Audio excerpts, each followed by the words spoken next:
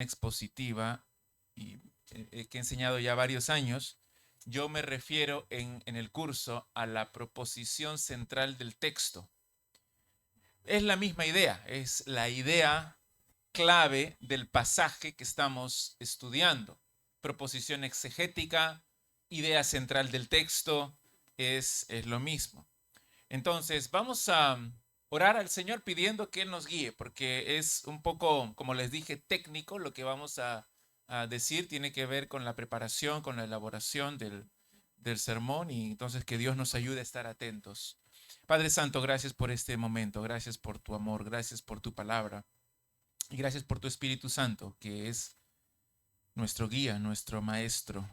Pedimos, Señor, que Él nos ilumine ahora, que nos brinde la atención que necesitamos, Señor, para estar atentos.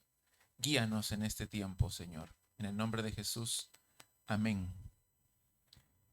La preparación del sermón, como dije en la primera enseñanza, comienza con el estudio del texto. Ese es el primer paso. El estudio del texto es el punto de partida. No son mis ideas. No quiero comunicar el tema que se me haya ocurrido. No quiero comunicar mi propia agenda, sino que empiezo con el texto de la escritura, generalmente un párrafo, una estrofa en un salmo, una parábola, una historia.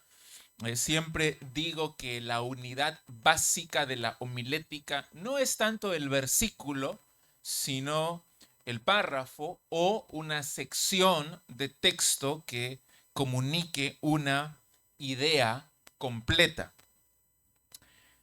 Estudiamos el texto entonces con el propósito de entender su significado. Un mal predicador podría hacer que la Biblia diga cualquier cosa. Saco un versículo de alguna parte y puedo argumentar a favor de una idea y puedo manipular a la congregación a que crea esa idea porque según yo está basada en las escrituras. En la historia cristiana ha habido varios ejemplos de enseñanzas extrañas y peligrosas y falsas que han hecho un uso pésimo del texto. ¿Estoy diciendo lo que la Biblia dice? Esa es la pregunta crucial en mi predicación. ¿Estoy diciendo lo que la Biblia dice? ¿Estoy predicando el sentido del escritor original? ¿Lo que él quiso comunicar es lo que estoy diciendo? Porque queremos que nuestra predicación sea usada por Dios para transformar vidas. Queremos que tenga autoridad. Pero eso ocurrirá solamente si predicamos el significado del texto. Y por eso el primer paso es crucial. Para entender el significado, debo estudiar el texto. ¿Cómo estudiamos las escrituras? Cada uno tendrá sus propios métodos, pero hay algunas ideas, creo que son comunes a todos. Nos acercamos al texto en forma inteligente. Primero, usamos las capacidades mentales que Dios nos ha dado. Pensamos, reflexionamos, tomamos tiempo, escudriñamos, buscamos en el diccionario el significado de una palabra. Si sé griego, si sé los idiomas originales, el hebreo, veo algún léxico, leo comentarios, veo en un atlas, en los mapas bíblicos, dónde está desarrollándose la acción, investigo. Entonces me acerco al texto en forma inteligente para estudiarlo. Pero también lo hago intencionalmente.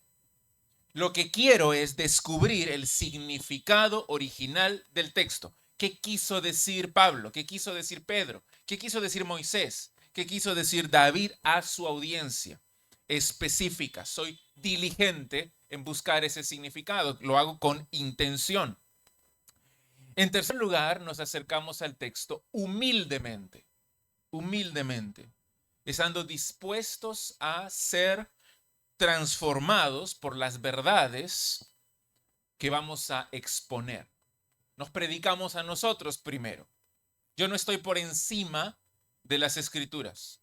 Que no veamos la Biblia simplemente como un objeto de estudio.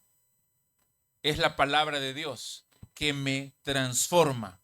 Y en ese sentido, estudiar el texto, entonces, no es un proceso mecánico de seguir ciertas reglas siempre, sino que es dinámico, porque actuamos en dependencia del Espíritu Santo, con fe en el Señor Jesucristo y dispuestos a ser transformados por la palabra. Entonces, cuando estudiamos cada semana, nos sorprendemos, nos maravillamos de cómo Dios nos habla, de cómo Dios nos confronta, de cómo nos redarguye. Que nunca caigamos en esa tentación de ver la Biblia solo como un libro de texto o como un objeto de estudio que debo entender bien y que debo manejar bien, pero nada más. Debe transformarme. Me gusta mucho lo que dijo uno de los padres de la iglesia, Anselmo. Él dijo, no busco comprender para creer. No busco comprender para creer, sino que creo para comprender. Y eso significa que me acerco al texto con fe. Me acerco creyendo en Dios y creyendo que esta es la palabra de Dios y creyendo que Cristo es el Hijo de Dios y que murió por mis pecados. Yo creo y me acerco al texto para comprender más y para conocer mejor a Dios. Nos acercamos al texto con fe, con humildad, con inteligencia, con intención. ¿Y cómo estudiamos? Observamos las palabras, observamos las relaciones entre las palabras, el contexto histórico, el contexto literario de nuestro texto. ¿A cuántos les gusta la gramática? Es necesario, es esencial saber sujeto y predicado, verbo, objeto directo, qué es un sustantivo, qué es un adjetivo, para entender la Biblia. Comprendamos, Dios nos ha dado un libro.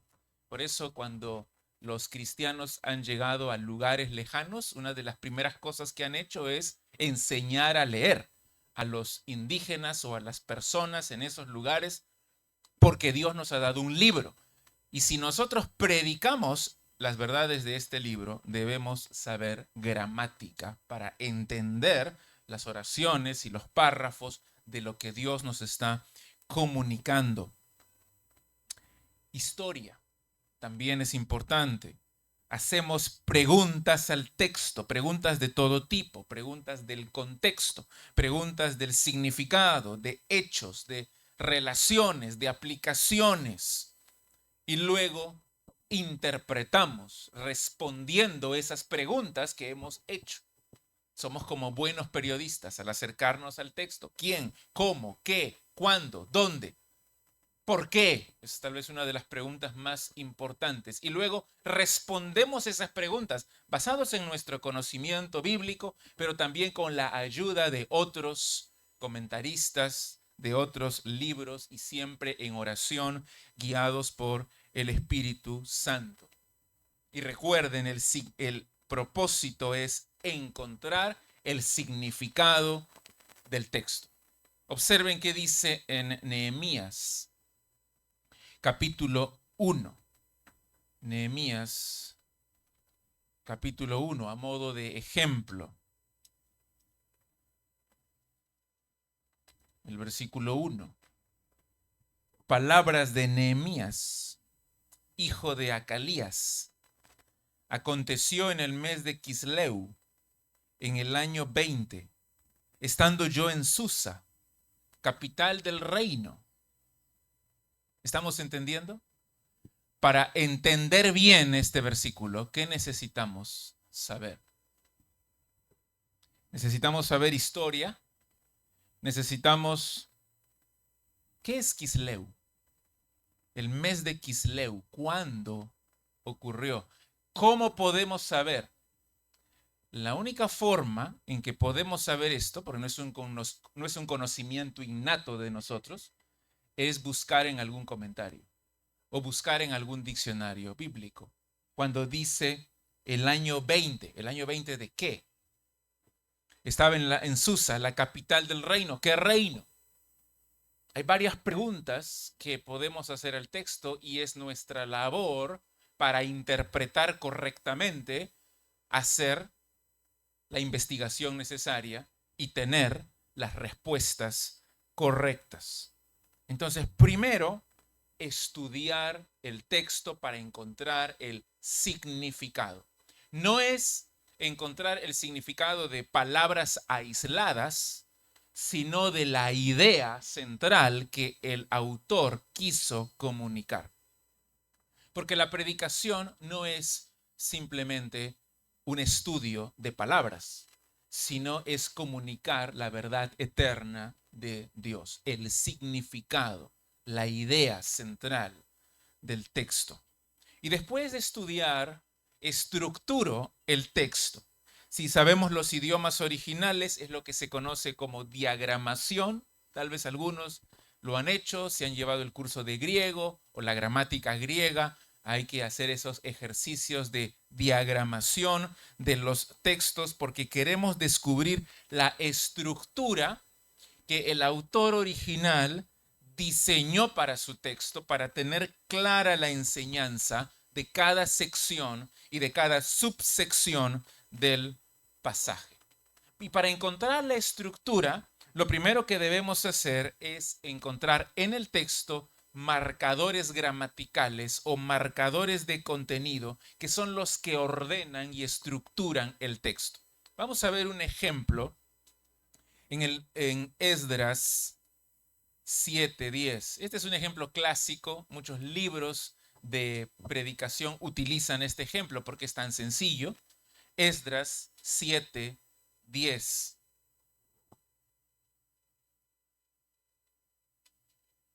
Dice, porque Esdras había preparado su corazón para inquirir la ley de Jehová y para cumplirla y para enseñar en Israel sus estatutos y decretos.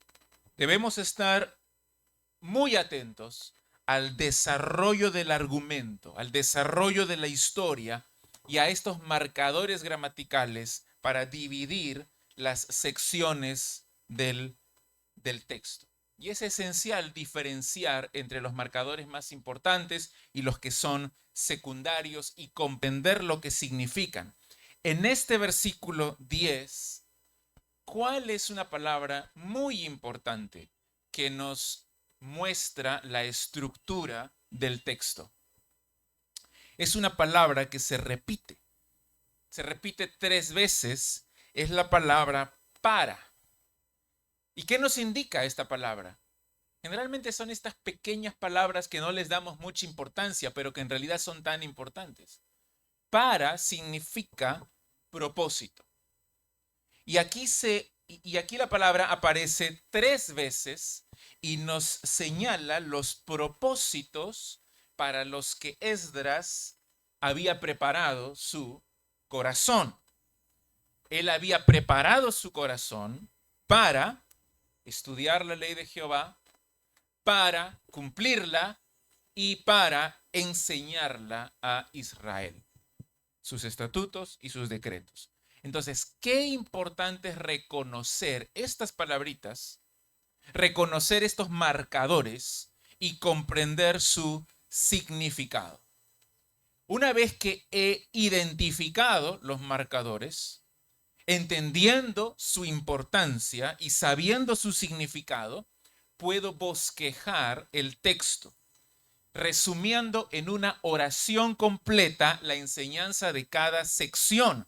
En cada pasaje de las Escrituras hay una gran variedad de detalles, hay muchas palabras que enriquecen nuestro estudio, que enriquecen nuestra vida espiritual, pero lo que ahora queremos es simplemente determinar el tema central. No queremos ver cada detalle, sino el tema central de cada sección. En este ejemplo de Esdras 7:10, notamos que la declaración principal es que Esdras había preparado su corazón. Esa es la idea principal, el tema principal, la preparación del corazón de Esdras. Esdras preparó su corazón. Pero para añadir resultados a esta frase, el escritor nos da 3 propósitos. Estos 3 propósitos saltan a la vista cuando identificamos la palabra para como indicadora de propósito, y además sabemos que son 3 propósitos porque la palabra para se repite 3 veces. Están unidas las frases por la conjunción y.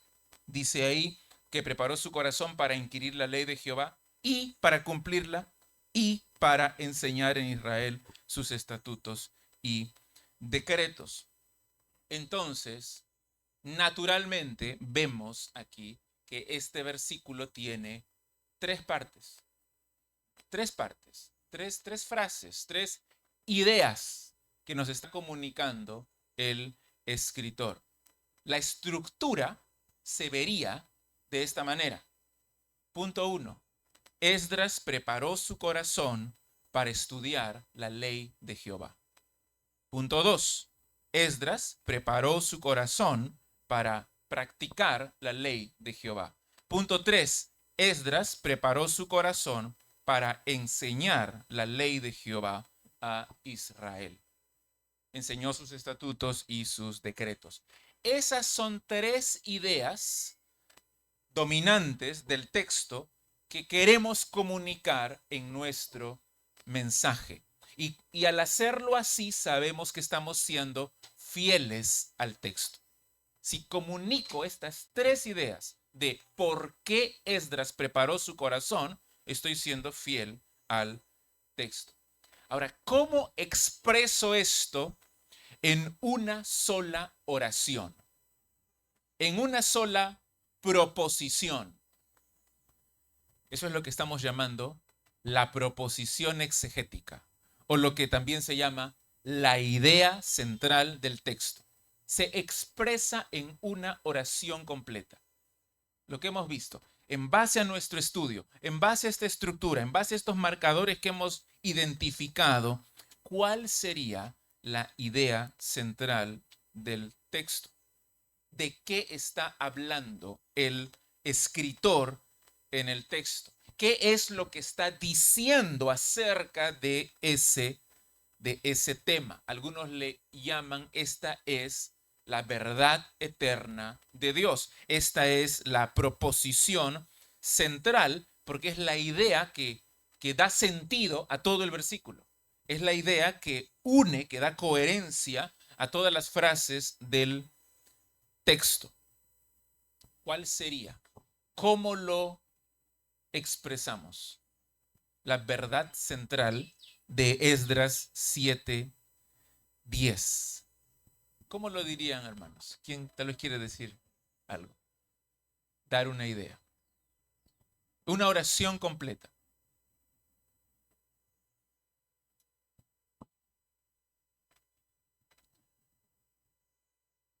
Si les preguntaran, pastor, ¿de qué va a predicar hoy? Tienen que estar dispuestos a decir en una oración completa su proposición exegética. Voy a predicar de... Y a veces no sabemos cómo explicar lo que vamos a predicar porque no tenemos expresada claramente esta idea central, pero es importante, sí, hermano.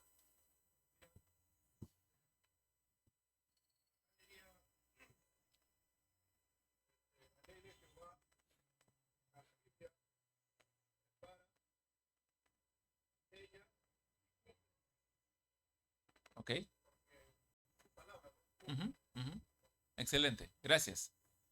Pero la ley de Jehová no es el sujeto central, sino Esdras, ¿no? Entonces es algo que hace Esdras aquí. Recuerden, y esto es algo muy importante que tenemos que recordar, estamos tratando de descubrir la idea original del escritor original. La tentación en este momento siempre es ya aplicarlo a nosotros. Hacer ya inmediatamente la aplicación a nuestra iglesia o a nosotros mismos. Pero no, estamos preguntando qué es lo que Esdras está comunicando. ¿Cuál es esa idea? Sí, hermano.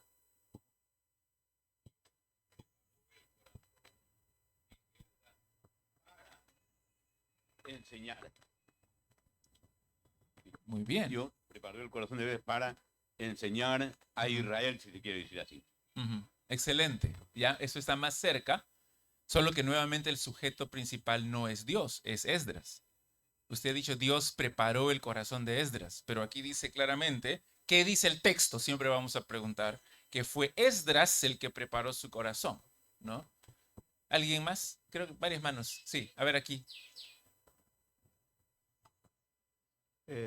Sería el tema, sería la importancia de preparar nuestros corazones. Ok, eso es el título de un sermón, ¿no?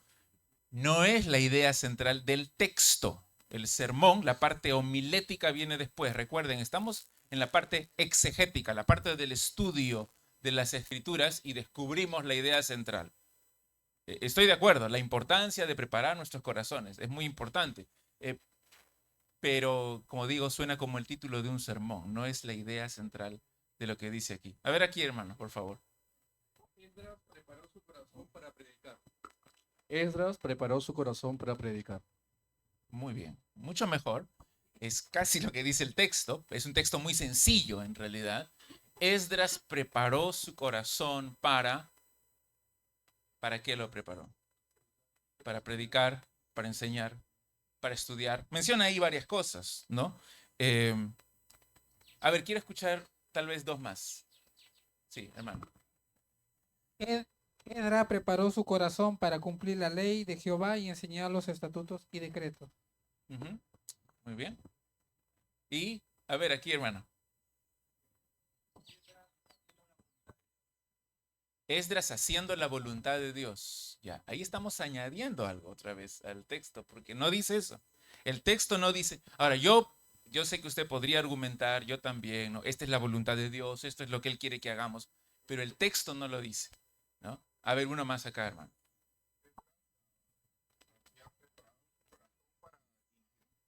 Esdras había preparado su corazón para inquirir, cumplir y enseñar la ley de Jehová.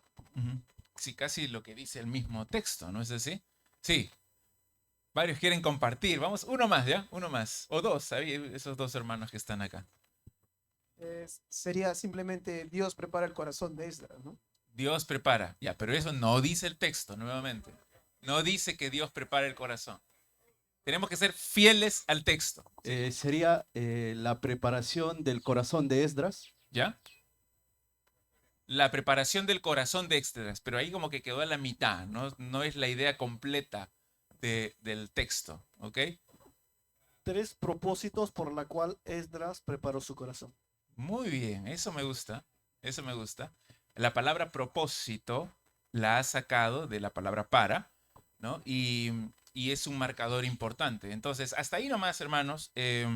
Sí, Esdras preparó su corazón para, ¿no? Esa es la frase, digamos, la frase más importante, la frase dominante en este versículo. O podríamos decirlo también, como dijo el hermano, los propósitos de la preparación del corazón de Esdras. O los propósitos por los que Esdras preparó su corazón. Y son 3 propósitos. Entonces, utilizamos esos 3 propósitos para completar nuestra oración. Y podríamos decir así, Esdras preparó su corazón para estudiar, practicar y enseñar las leyes del Señor en Israel. Esa es la idea central. O podríamos decirlo, los 3 propósitos por los cuales Esdras preparó su corazón fueron estudiar, practicar y enseñar las leyes del Señor en Israel. Es muy parecido y podríamos explicarlo con diferentes palabras cada uno de nosotros, pero al final tendría que ser la misma idea, porque cada texto nos comunica un significado y nos comunica una idea. Y aunque lo expresemos cada uno, si hacemos nuestro estudio en forma independiente el uno del otro, todos tendríamos que llegar a esta misma idea central, aunque esté expresada con diferentes palabras.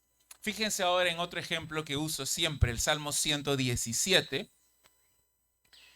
Salmo 117, el salmo más pequeño, en realidad el capítulo más pequeño de toda la Biblia.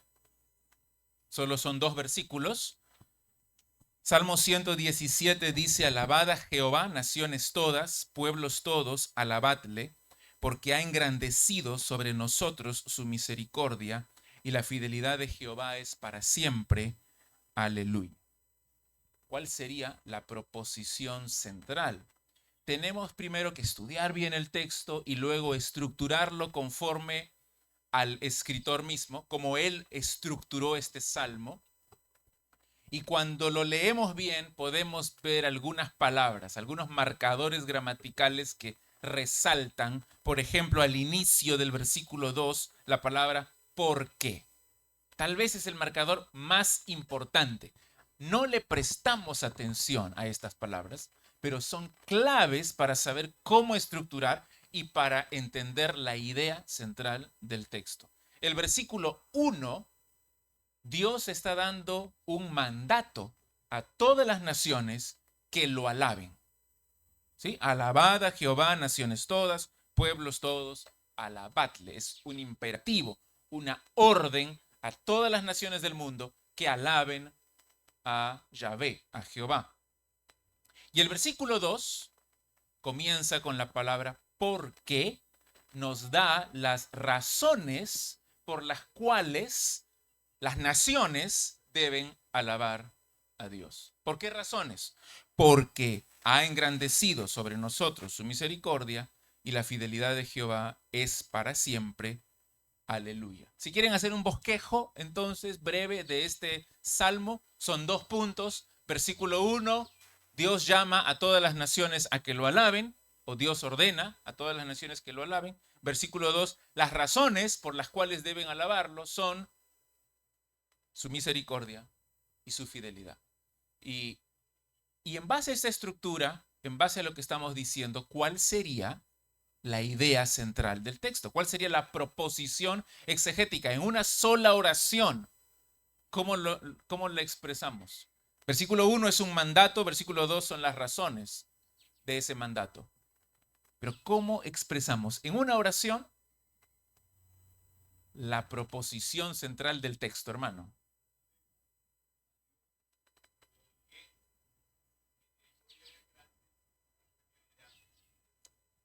Ok. No dice alabemos, ¿no? Ese es nuevamente, estamos pensando en el sermón, otra vez, en la aplicación. Hermanos, alabemos a Dios. Pero ¿qué dice el texto original? Sí, a ver. Alabad a Jehová, porque ha engrandecido su misericordia y su fidelidad es para siempre. Sí, nuevamente, un mandato a la iglesia. Le estoy exhortando a la iglesia, alabad a Jehová, ¿no? Pero ¿qué está diciendo el autor original? Sí, hermano, acá.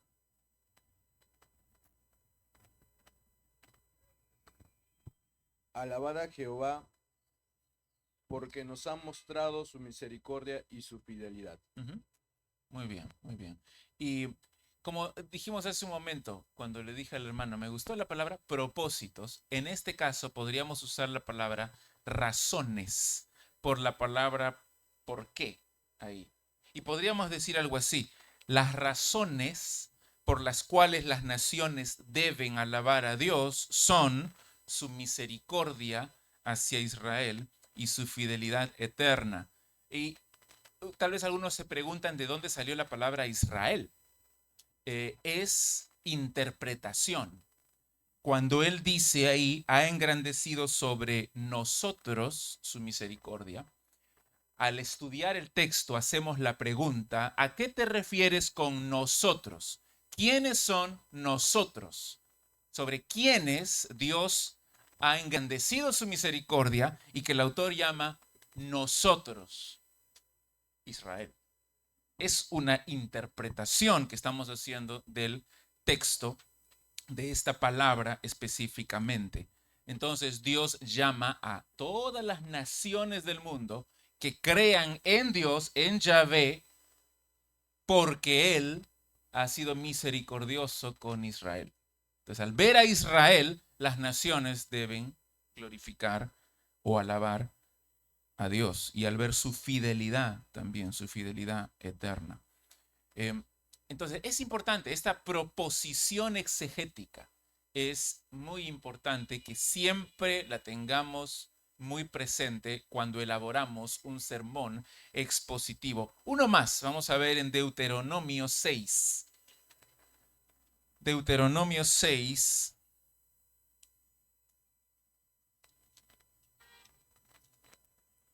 Del 4 al 9. Deuteronomio 6, del 4 al 9. Dice, oye Israel, Jehová nuestro Dios, Jehová uno es. Y amarás a Jehová tu Dios de todo tu corazón y de toda tu alma y con todas tus fuerzas.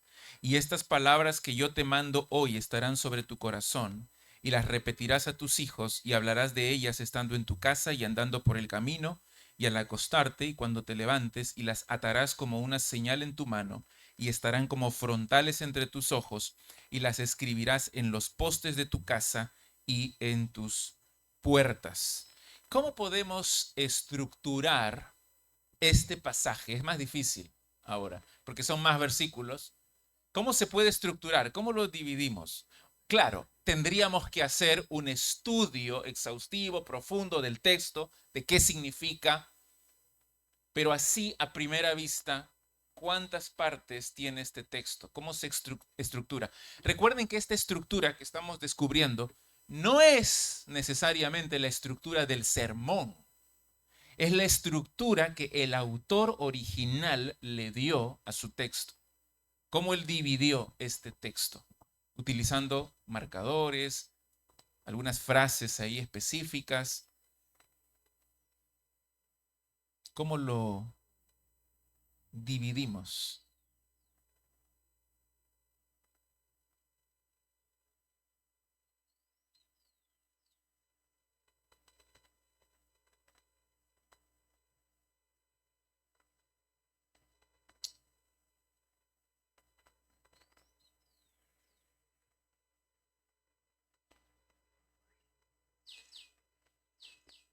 ¿Alguien tiene una idea? Antes de decirlo, tal vez alguien tiene una idea, hermano, sí. Puede ser 5 maneras de poder obedecer a Dios o ahí Ya, prestar cinco, atención. ok, para encontrar la idea central, tenemos que dividir bien primero el texto. ¿Cómo estructuran el texto? ¿Cuál es la estructura? 13 veces, entonces son 13 puntos. No. En este caso, como dije, hay que estar atentos al argumento. Hay que ver las palabras, pero hay que estar atentos a lo que se está diciendo. ¿Qué está diciendo Moisés? Primero, versículo 4, oye Israel, Jehová nuestro Dios, Jehová uno es. Esa es una declaración doctrinal, ¿no? de la unidad de Dios, que Dios es uno. El único Dios verdadero es Yahvé. Una declaración doctrinal, versículo 4. Versículo 5 es un mandato al pueblo. ¿Qué es lo que debe hacer el pueblo con este único Dios? Debe amarlo. Entonces tenemos una declaración doctrinal y luego tenemos una responsabilidad del pueblo. Debe amar a ese único Dios. Y luego el versículo 6, y estas palabras que yo te mando hoy estarán sobre tu corazón y las repetirás a tus hijos, hablarás de ellas. Versículo 8, las atarás como una señal. Versículo 9, las escribirás. Si se fijan, todos estos versículos están hablando de estas palabras, ¿no? Estas palabras las vas a repetir, las vas a enseñar, las vas a atar, las vas a escribir. Todo esto es una sola idea, del versículo 6 al versículo 9. ¿Y cuál es la idea? La idea es el alcance de nuestro compromiso de amor a Dios. Amo a Dios en todas las áreas de mi vida, en el área personal, familiar, pública, porque primero dice sobre tu corazón y luego el área familiar las repetirás a tus hijos, hablando en tu casa, por el camino, al acostarte, cuando te levantes, y también públicamente las atarás como una señal en tu mano, como frontales entre tus ojos, que todos lo vean, y las escribirás en los postes de tu casa, en tus puertas, que todos los vecinos que pasan, que todos lo vean. Hay un compromiso de amor con Yahvé, personal, familiar y público también. Entonces tenemos estas tres partes. Hay una declaración doctrinal, Jehová es uno. Hay un mandato, ama a Dios. Y luego el alcance de ese amor es en todas las áreas de tu vida. ¿Cuál es la idea central? Sí. Muy bien, el llamado a Israel, eso es importante. Recuerden que Moisés está escribiendo a Israel y así es como tenemos que ponerlo en la proposición exegética. El llamado de Dios a Israel a amar a Dios y a su palabra. Sí. A ver, hermano. 3 demandas para el pueblo de Israel que ame por sus generaciones. Ok. Buen título nuevamente para el sermón. Sí. ¿Algo más? ¿Alguien más?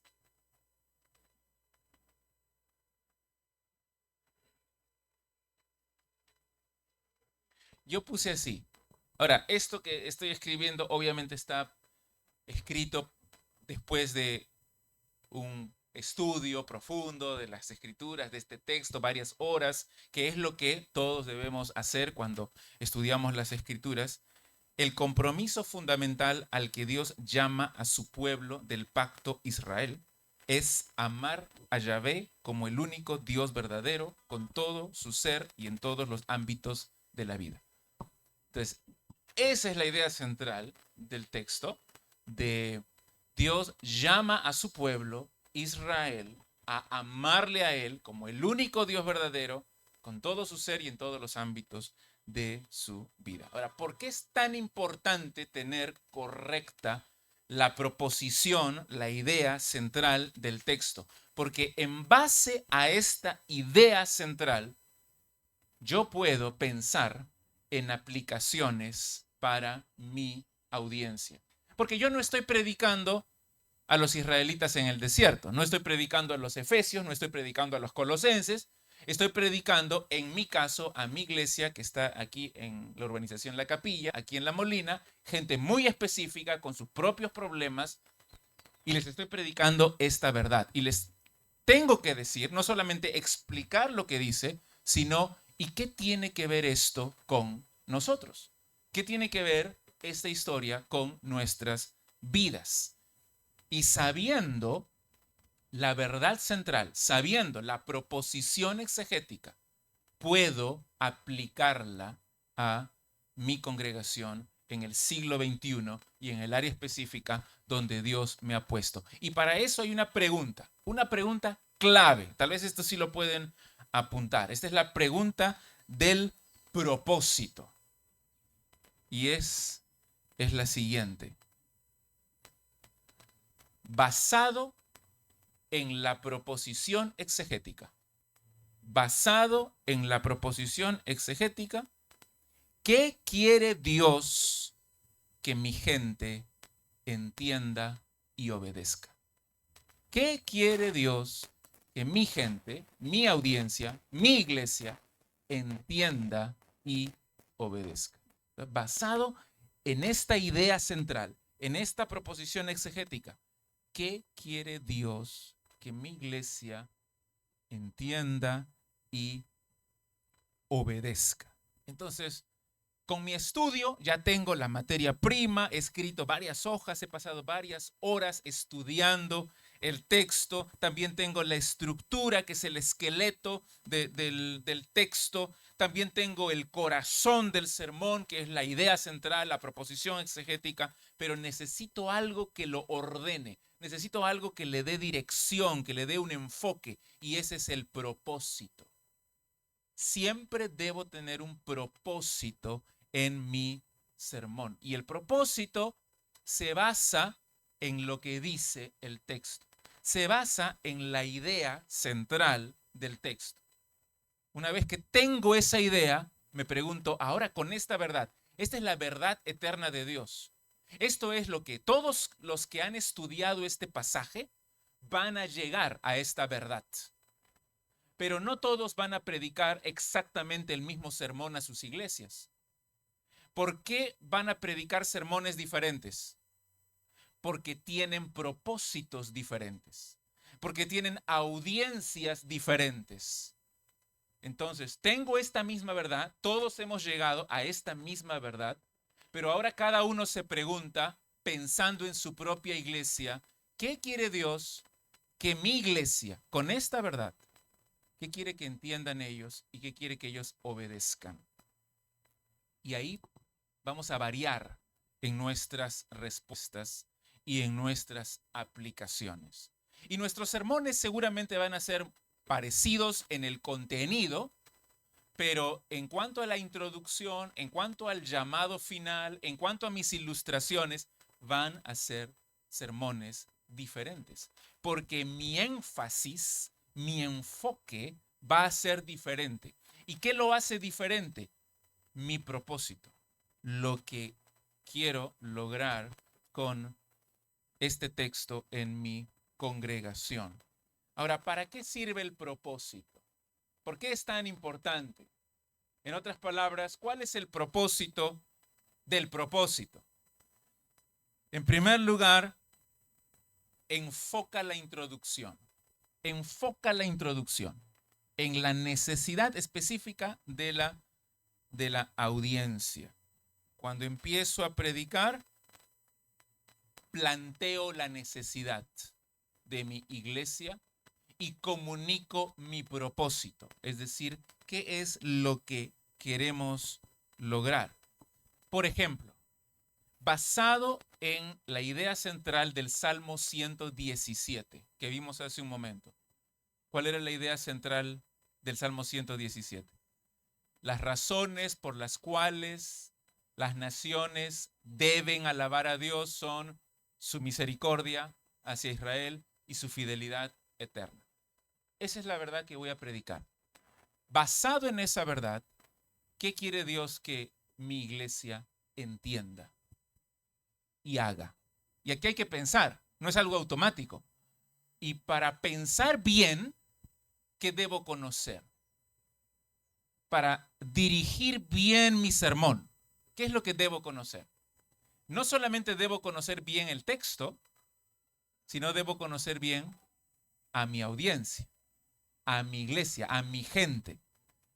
Converso con ellos, los visito, los discipulo, ¿no? Entiendo cuáles son los problemas de varias personas en la iglesia.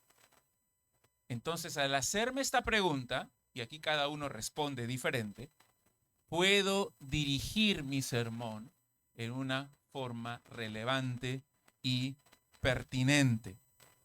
Una palabra de advertencia, hay que tener cuidado aquí, porque después de haber hecho un estudio exhaustivo del texto bíblico y de tener la verdad central, estamos relativamente protegidos de caer en el error.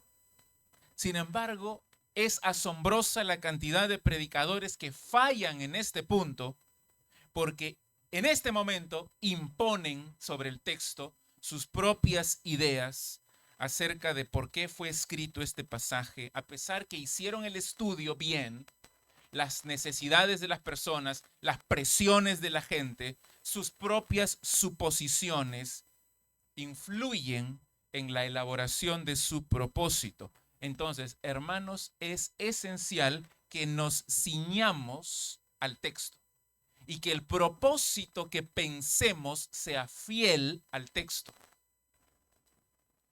Y al mismo tiempo que sea relevante para las necesidades de las personas. Entonces, ¿qué propósito podemos pensar del Salmo 117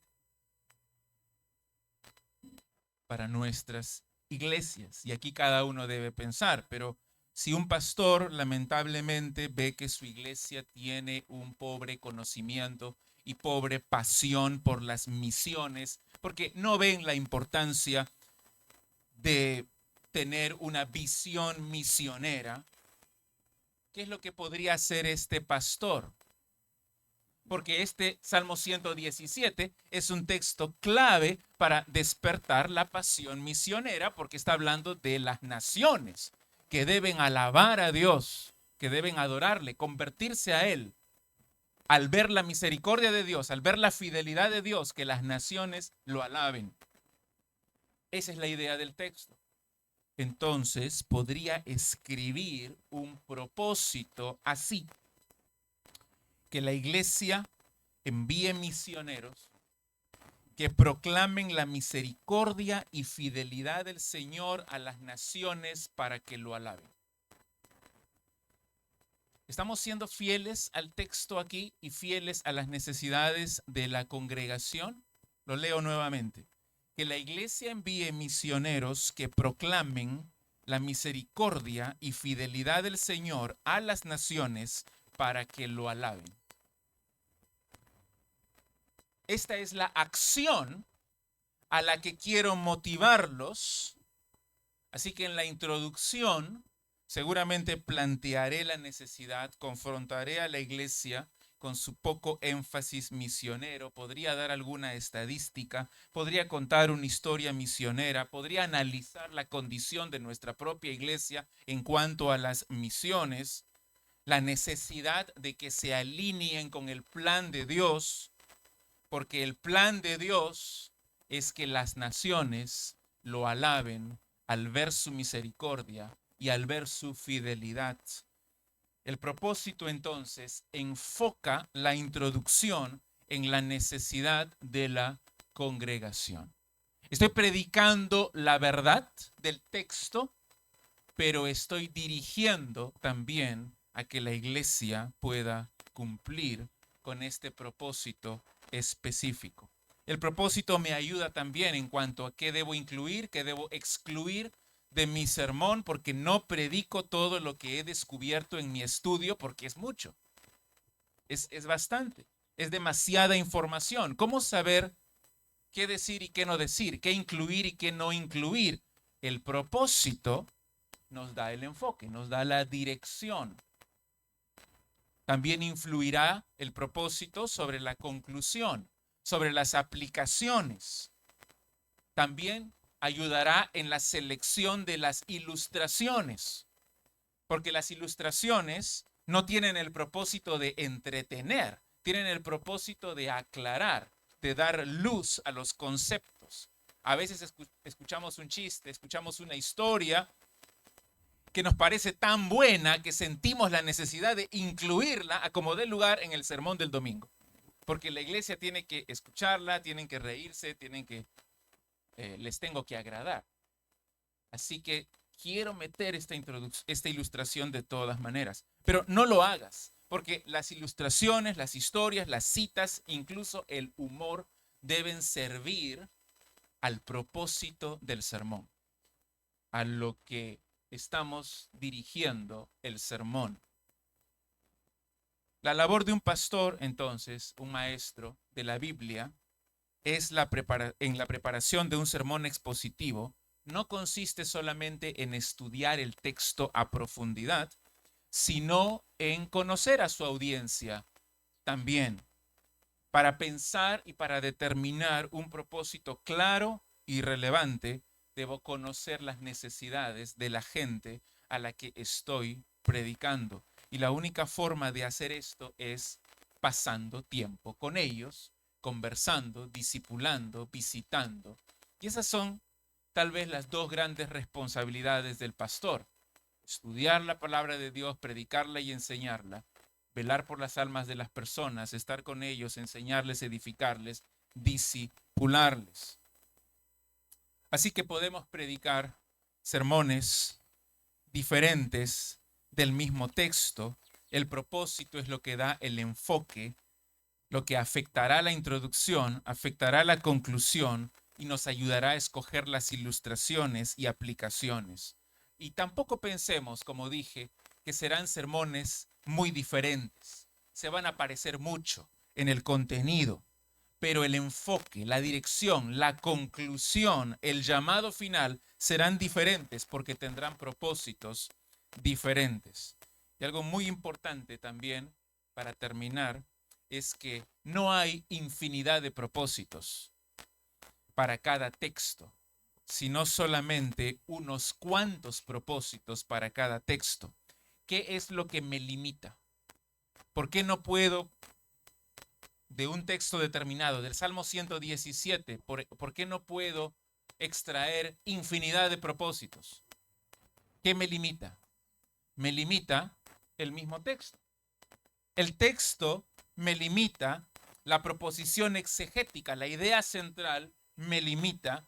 No puedo usar un texto para satisfacer todas las necesidades de la congregación, y por eso es que Dios inspiró 66 libros y juntos son suficientes para que el creyente sea completo, sea maduro en su fe.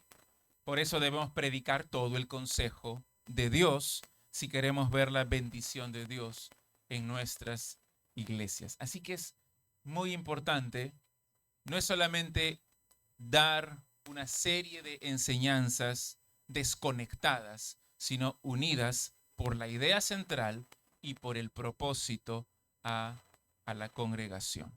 Bien, vamos a orar, hermanos. Seguramente habrá preguntas, las pueden ir haciendo y vamos a responder en el momento de preguntas y respuestas.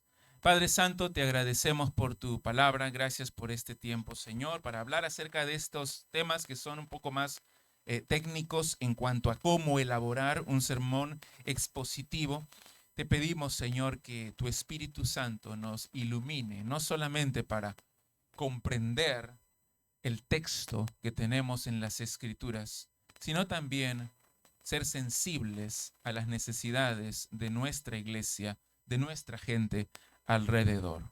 Que podamos enfocar, que podamos dirigir nuestros mensajes en forma precisa, que sepamos trazar claramente, precisamente, tu palabra para que las personas a nuestro alrededor, en nuestra iglesia, sean perfectos, enteramente preparados para toda buena obra.